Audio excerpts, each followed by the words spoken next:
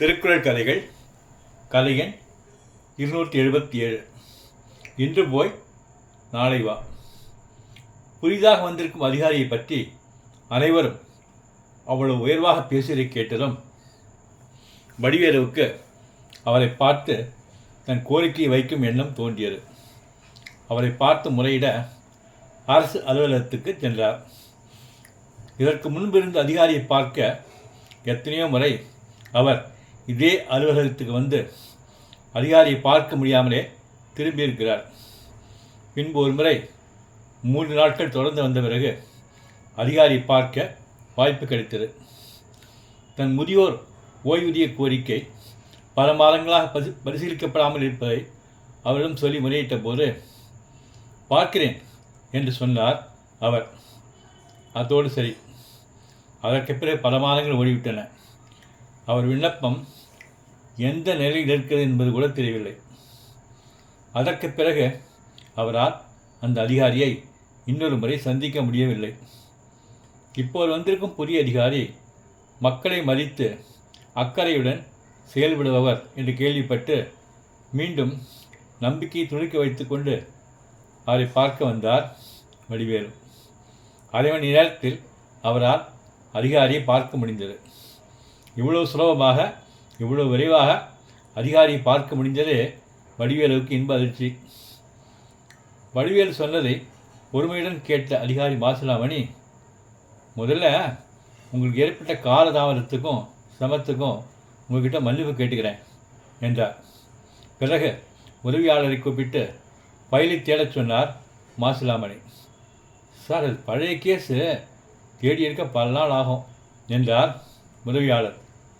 மறுபடி காலதாமதம் ஆகப் போகிறது என்று வடிவேலு விரக்தியோடு நினைத்த போதே, என்ன செய்வீங்களோ தெரியாது, நாளைக்கு காலையில் ஃபைலை மேஜைக்கு வரணும் என்று உதவியாளரிடம் சற்றே கடுமையான குரலில் சொன்ன மாசிலாமணி வடிவேலிடம் திரும்பி, சார், நீங்கள் நாளைக்கு 10 மணிக்கு வாங்க, உங்கள் ஃபைலை தேடி வைக்கிறேன், மறுபடியும் வர சொல்கிறதுக்கு மன்னிச்சுக்கங்க என்றார். என்ன சார் இது என்றார் வடிவேலு சங்கடத்துடன். மறுநாள் வடிவேலு அலுவலகத்துக்கு வந்தபோது அதிகாரியை பார்க்க பெரிய கூட்டம் காத்திருந்தது. இந்தவரை பார்க்க முடியுமா என்று வடிவேலுக்கு கவலையாக இருந்தது. உதவியாளரிடம் சென்று கேட்டால் சரியான பதில் வரும் என்று அவருக்கு நம்பிக்கை இல்லை. ஒவ்வொருவராக அதிகாரியின் அறைக்குள் அழைக்கப்பட்டனர். தான் அதிகாரியை பார்க்க சில மணி நேரங்களாவது ஆகும் என்று நினைத்து வடிவேலு அமர்ந்திருந்தார். ஏதோ வேலையாக தன் அறையை விட்டு வெளியே வந்த மாசிலாமணி வடிவேலுவை பார்த்ததும் சற்று நின்றார். பிறகு அவரை அடையாளம் கண்டு கொண்டவராக அவரிடம் வந்து, உங்கள் ஃபைலை மேஜைக்கு வந்திருக்கான்னு பார்த்து சொல்கிறேன், கொஞ்சம் வெயிட் பண்ணுங்க என்றார். தன் அறைக்குள் போய்விட்டு சில நிமிடங்களில் வெளியே வந்தவர் வடிவேலிடம் வந்து, சார், உங்கள் ஃபைலை தேடி எடுத்துட்டாங்க, அரசாங்க நடைமுறைப்படி ஒரு ஃபைலை ப்ராசஸ் பண்ண கொஞ்ச நாள் ஆகும், இன்னும் 15 நாளில் உங்களுக்கு சாங்ஷன் பண்ணுற மாதிரி ஏற்பாடு செய்கிறேன் என்று சொல்லி ஆறுதல் கூறுவது போல் அவர் கைகளை பிடித்து சொல்லிவிட்டு தன் அறைக்குள் போனார். இப்படி ஒரு மனிதரா என்ற மலைப்பு ஏற்பட்டது வடிவேலுவுக்கு. 20 நாட்கள் ஆகியும் தனக்கு கடிதம் எதுவும் வராததால் மீண்டும் அந்த அரசு அலுவலகத்துக்கு போனார் வடிவேலு. இந்த முறையும் அவரால் மாசிலாமணியை உடனே சந்திக்க முடிந்தது. இன்னும் அவங்களுக்கு சாங்ஷன் ஆகலை என்று கேட்ட அதிகாரி உதவியாளரை அழைத்து அவரிடம் ஏதோ கேட்டார். அவர்கள் தங்களுக்குள் மெல்லிய குரலில் பேசிக்கொண்டதால் அவர்கள் என்ன பேசினார்கள் என்று வடிவேலுவால் புரிந்து கொள்ள முடியவில்லை.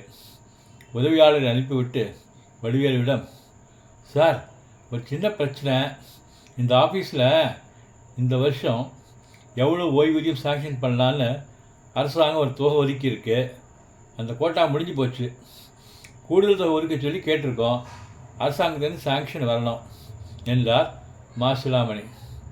நீங்கள் தான் சார் அரசாங்கம், அது சரிதான், ஆனால் டிபார்ட்மெண்ட்டில் எங்களுக்கு ஒதுக்கிற தொகை எவ்வளவோ அவ்வளோதான் நாங்கள் சாங்ஷன் பண்ண முடியும், நீங்கள் கேட்ட கூடுதல் ஒதுக்கீடு எப்போ சார் வரும், அது அரசாங்கத்தோட நிதி நிலைமையும் மேலே இருக்கிறவங்க முடிவையும் பொறுத்தது, நாளைக்கே வரலாம் அல்லது இந்த வருஷம் அவ்வளோதான் சொன்னாலும் சொல்லலாம். அப்போ கவலைப்படாதீங்க, சீக்கிரமே நல்லது நடக்கும் என்றார் மாசிலாமணி. வடிவேல் வெளியே வந்தார். அலுவலகத்திலிருந்து வெளியே வந்து சாலையில் இறங்கியதும், ஐயா இன்று யாரோ கூப்பிட்டார்கள். வடிவேல் திரும்பி பார்த்தார். அலுவலக பியூன்.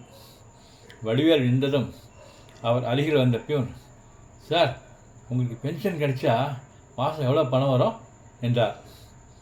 மாதம் 1000 ரூபா. 1000 ரூபாய் கொடுங்க, நாளைக்கு உங்கள் பென்ஷன் சாங்ஷன் ஆகிடும். நீங்கள் செலவழிக்க போகிறது ஒரு மாத பென்ஷன் தொகை தான். ஆனால் உங்களுக்கு உங்கள் ஆயுசு முழுக்க மாதம் 1000 ரூபா வந்துக்கிட்டு இருக்கோம். ஏன் அப்படி இருக்கீங்க?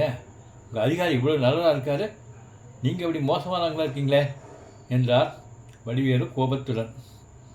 புரியாமல் பேசாதீங்க சார். என்னால் உங்கள் பென்ஷனை சாங்ஷன் பண்ண முடியுமா? பணம் அவருக்கு தான் சார். நீங்கள் பணம் கொடுத்து அடுத்த நாளே உங்கள் பென்ஷன் சாங்ஷன் ஆனதும் உண்மையை நீங்களே புரிஞ்சுப்பீங்க என்றார் யூன் சிரித்தபடி. அறத்துப்பால் துறவரவியல் அதிகாரம் 28 கூடா ஒழுக்கம்.